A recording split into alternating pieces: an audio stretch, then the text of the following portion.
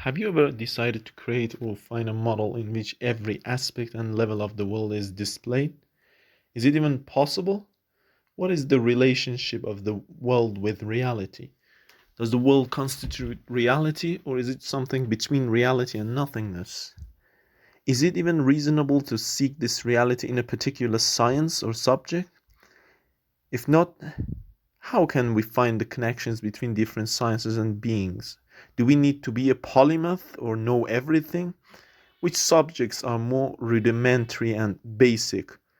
Here's a model propounded by Auguste Comte, which is quite a famous model. He categorizes the sciences in accordance with the generality and their complexity, from math being at the bottom and the sociology being at the top. This is a model for levels of the world. But how about the aspects of the world? How can societies go back to math and learn it? If sociology is at the top of the hierarchy, how can we go back and learn math actually? Can we complete this model by adding more human sciences to it? It's just about natural sciences. Can we make it complete by adding more social sciences? If we add them to its top, our sole criteria would be time, not their essence. Before we hypothesize a model, let us have a look at the famous Maslow pyramid considering human needs. Here is the Maslow pyramid.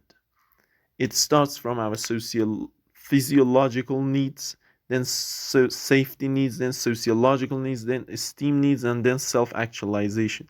If we look back at the model by Auguste Comte, we will find math at its bottom and biology and sociology at its top. So the physiological needs that were at the bottom of this model actually correspond to the top of the previous model. So how can we reconcile these two? This model tells us that we should first meet our biological needs and then search for our mathematical needs. Quite the vice versa, but how can math be first and the last at the same time? In other words, how can we reconcile these two models? What are the criteria based on which each model is propounded? Is philosophy concerned with both natural sciences and humanities equally? If so, how can philosophy reconcile natural sciences with social sciences?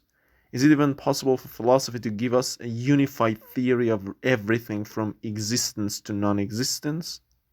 If we decide to mix Auguste Comte's diagram with Maslow's pyramid, what would it look like?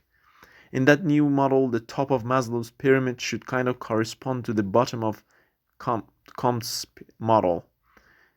We can show the more intellectual subjects both at the top and bottom of a model. Showing them at the top indicates stronger essence of their wholes, and showing them at the bottom indicates the fundamentality of their components.